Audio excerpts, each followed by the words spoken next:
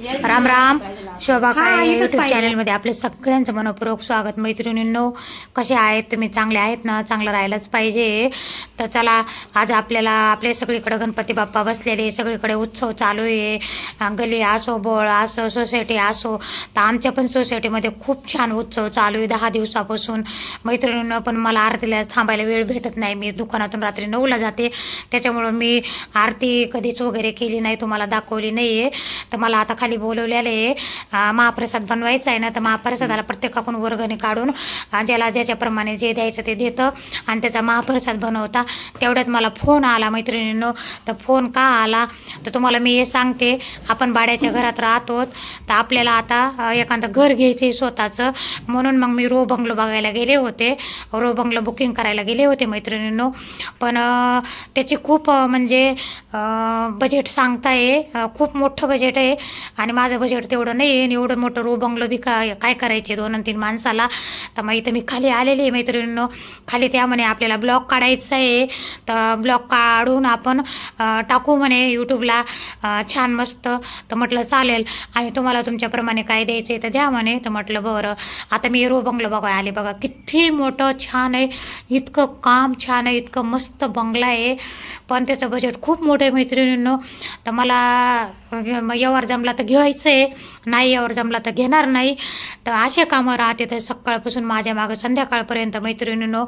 तर आता मी घरून निघाले होते, वरून खाली उतरत होते, तर या बसलेल्या दिसल्या मला सगळ्या. इथं कापायचं काम चालू आहे, आपली जेवणाची तयारी करायची आहे. तर ते सगळं कोशिंबीर वगैरे बनवायची, कढी बनवायची, व्हेज बिर्याणी बनवायची. तर मग त्यांना म्हटलं मी मदत करू लागते तुम्हाला थोडीशी. पण त्या म्हणे नाही, तुम्हाला वेळ नाही राहत तर तुम्ही जा म्हणे दुकानामध्ये. तर नाही म्हटलं बसते थोडं, मग मी मदत करू लागायला बसले मैत्रिणींना थोडं. तर हे आपली अशी कामं राहते. तर आणि मी एवढ्या वयात एवढे कामं करते मैत्रिणींनो. शिकायला वय लागत नाही मला. चॅनलवर काम करता येत नव्हतं मला, एडिट वगैरे करा येत नव्हते.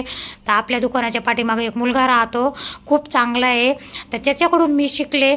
थोडं थोडं त्याने मला शिकवलं. अधूनमधून दुकानं आला का मी त्याला विचारायची, मला शिकवतो तो बिचारा, इतका छान मुलगा आहे. तर त्याने मला शिकवून दिलं. मला वैष्णवी लग्न झाल्याच्या नंतर मग आता पंचायत पडायची. आपलं यूट्यूब चॅनल तर चालू केलेलं होतं आणि मग एवढी मेहनत केलेली, एवढे कष्ट केलेले वाया गेले असते माझे. तर बघा, माझा तुम्ही म्हणजे माझ्यासारखे प्रयत्न करा, प्रयत्नाला यश भेटतं.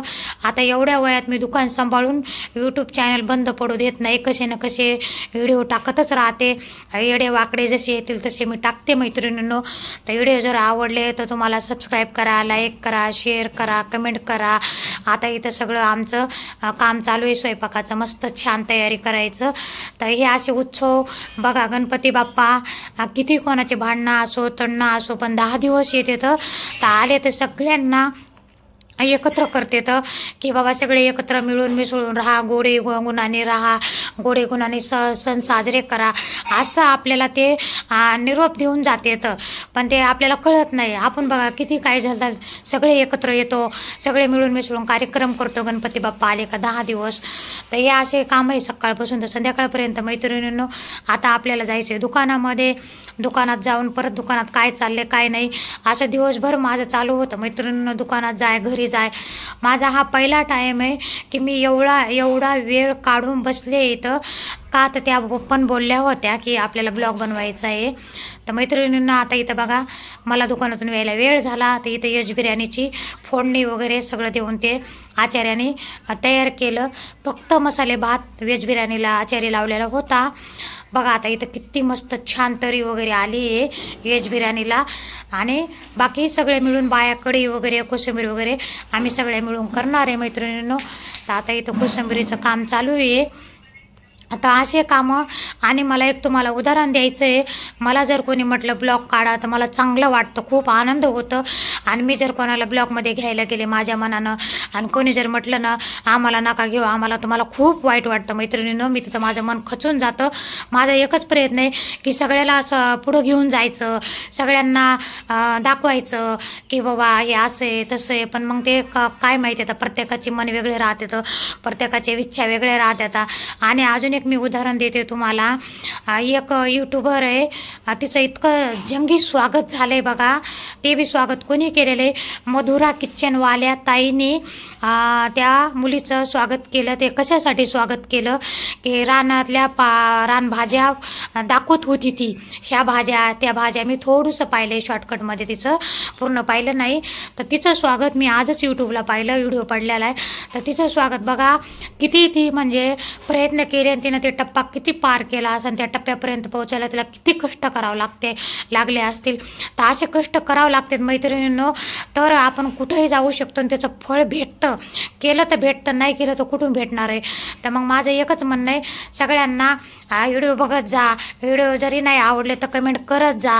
व्हिडिओ सुधारवायचा प्रयत्न करत जाईल मी. आणि ह्या वयामध्ये करणं सोपं नाही आहे, सगळं दुकान बघून, घर बघून. आणि दुसरी गोष्ट मैत्रिणींनो, पूजा आली कामाला, तिला चावी दिली. मग तिला म्हटलं आता मी तुला कोंडून घेते घरामध्ये, तू काम करत बस. मग तिला कोंडून आले मैत्रिणी, मी परत आले खाली. आता इथं जेवणाचे वगैरे सगळ्याच्या पंक्ती बसत आहेत, जशा बाया येतील जसे माणसं येतील त्याच्यात एक दोघी बाया म्हणे वैशूला फोन करा म्हणे, वैशूला बोलून घ्या.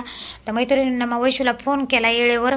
मग तिला म्हटलं ये इथं बोलवत आहे तुला. तर मग ती पण आली आणि ती गावातच आलेली होती, त्यांच्या तिकडं गल्लीमध्ये आरती होती ना, तर आरतीला आलेलीच होती मैत्रिणींनो. तर म्हणे येते 5 मिनटं. म्हटलं ये 5 मिनटं होई ना. मग वैशू पण आली. मग आम्ही मस्त छान जेवायला बसलो आणि जेवायला बसलो, इतकी गार वारं